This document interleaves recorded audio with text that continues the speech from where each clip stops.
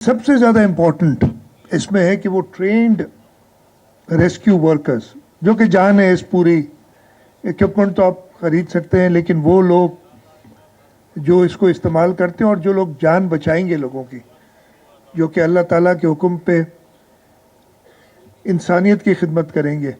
बिस्मिल्लाहिर्रहमानिर्रहीम।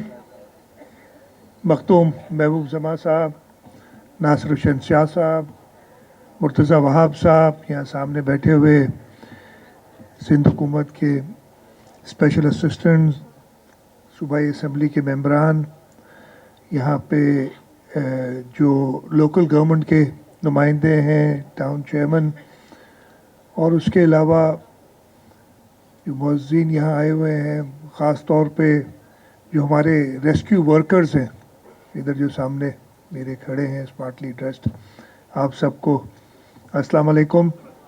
जी भुट्टो, अभी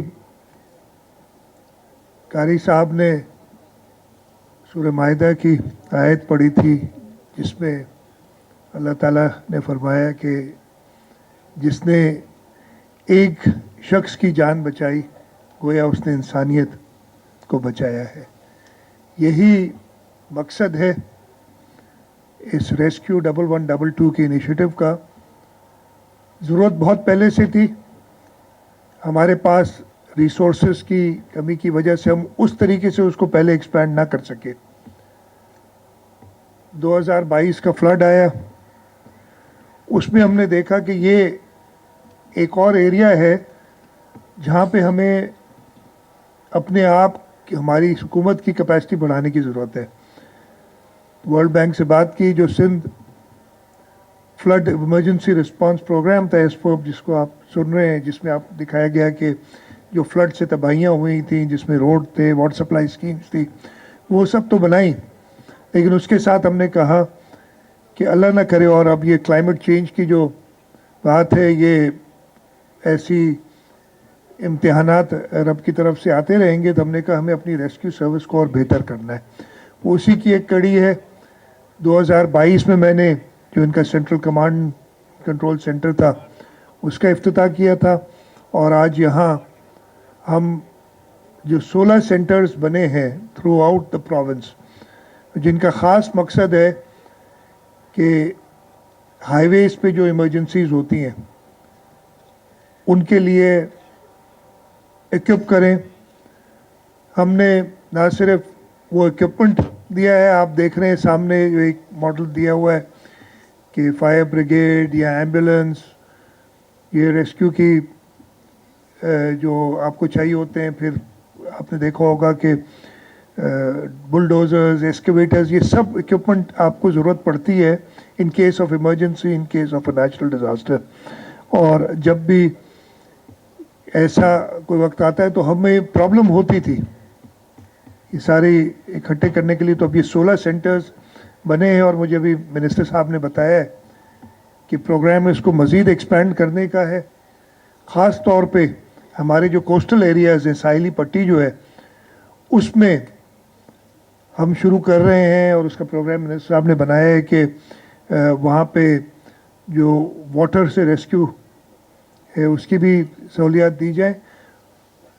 लेकिन सबसे ज़्यादा इम्पोर्टेंट इसमें है कि वो ट्रेंड रेस्क्यू वर्कर्स, जो कि जान है, इस पूरी इक्विपमेंट तो आप खरीद सकते हैं, लेकिन वो लोग जो इसको इस्तेमाल करते हैं और जो लोग जान बचाएंगे लोगों की, जो कि अल्लाह ताला के हुक्म पे इंसानियत की खिदमत करेंगे, उसकी हमने तैयारी की। और अब देख रहे हैं सामने जो हमारे ख़वातीन और मर्द हजरात हैं रेस्क्यू सर्विसेज के, उनको प्रॉपर ट्रेनिंग दी गई है, और इंशाअल्लाह ताला हुकूमत सिंध अपना ये जो फ़र्ज़ है कि हम अपने लोगों को बेहतरीन सहूलियात मुहैया करें, और उसमें एक सहूलत ये भी है कि उनको बेहतरीन रेस्क्यू सर्विस हो। तो मैं ख़ास तौर पे जो हमारे रेस्क्यू के नौजवान और हमारी ख़वातीन हैं, उनको मुबारकबाद भी देता हूँ, और उनसे ये दरख्वास्त भी करता हूँ कि इस पूरे प्रोग्राम की कामयाबी आप लोगों पे मुनहसर है। تو آپ اس ڈیڈیکیشن سے اس پیشن سے اپنا کام کریں گے. اور میں نے دیکھا ہے دنیا بھر میں, آپ کو پتہ ہے نا وہ جو ورلڈ ٹریڈ سینٹر پہ حملہ ہوا تھا 9/11 والا, آج تک وہ اپنے فائر فائٹرز کو یاد کرتے ہیں جن لوگوں نے لوگوں کی جان بھی بچائی تھی اور اپنی جان مشکل میں ڈالی تھی. تو آپ ایک سمبل بنے حکومت سندھ کا. آپ اپنی ڈیڈیکیشن سے, جیسے میں نے کہا اپنے پیشن سے, اپنی خدمت سے, یہ جو ساری انویسٹمنٹ ہوئی ہے, جیسے میں نے کہا اس کا دار مدار اسی کامیابی کے آپ کے اوپر ہوتا ہے, تو آپ لوگ اس پہ کام کریں. میں مبارکباد دیتا ہوں ریہیبلیٹیشن ڈپارٹمنٹ کو, منسٹر صاحب کو, منسٹر پی این ڈی کو, مرتضیٰ وہاب جنہوں نے آئی بلیو یہ جگہ دی ہے, میئر کراچی نے جو جس پہ یہ ریسکیو سینٹر بنایا گیا ہے, کہ ان لوگوں نے سب نے اپنا حصہ ڈالا ہے اس میں. اور انشاءاللہ تعالیٰ یہ جو کوشش ہے حکومت کی اپنے لوگوں کو بہتر سروس پرووائڈ کرنے کی, وہ کامیاب ہوگی. میں زیادہ لمبی تقریر نہیں کروں گا. میں ایک مرتضیٰ وہاب نے کہا تھا, ادھر لالا بھی بیٹھا ہے, آپ سارے, میں تو کہتا ہوں اسکیم پراپر بنائیں, صرف یہ نہیں کہ لکھ کے بھیج دیے, وہ کام نہیں. میرا طریقہ یہ نہیں ہے کہ جو بھی درخواست ہے اس پہ لکھ کے دے دوں, پھر وہ ہوتا نہیں ہے. اسکیم پراپر بنائیں. ویسے تو چیئرمین صاحب کے خاص ہدایات ہیں واٹر سپلائی اور ڈرینیج پہ, اور وہ پیسے بھی موجود ہیں ہمارے پاس. لیکن مجھے ابھی علی احمد نے بتایا, میں جب الیکشن کے دوران مہم پہ آیا تھا, الیکشن کیمپین میں یا ایک جلسہ بھی کیا تھا ہم نے, اس وقت بھی ہم نے یہ بات کی تھی. تو علی احمد اب آپ کی ذمہ داری ہے, اور لالا آپ کی ذمہ داری ہے کہ آپ لوگ مل کے اسکیم پراپر بنائیں. منسٹر پی این ڈی بیٹھے ہیں, وہ ان کے پاس جمع کرائیں گے انشاءاللہ تعالیٰ. یہ جو آپ کا ڈرینیج کا مسئلہ ہے, ہم نے بڑی کوشش کی ہے, اور اللہ تعالیٰ کے کرم سے, اللہ تعالیٰ کی مہربانی سے بڑی کامیابیاں بھی ہوئی ہیں. مجھے 2006-07 والے فلڈز بھی یاد, جو بارش ہیں وہ بھی یاد ہیں, اور پھر جو 2020 اور 22 میں ہوئی ہیں بتدریج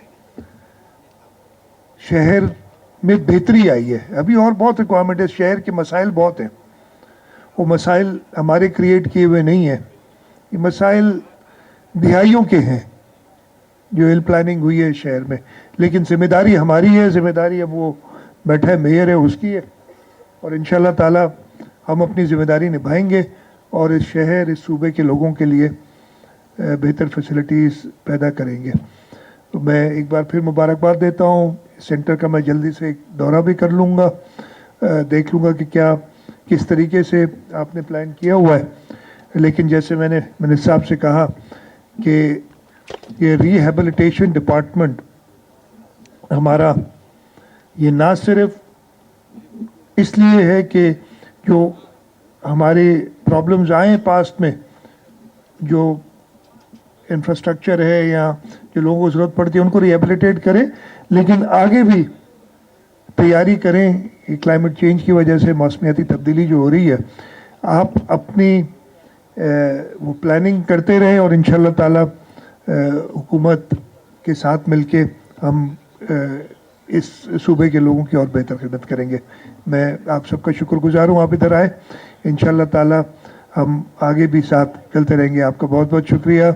جیو بھٹو. بہت ایشوز ہیں اس کے اندر.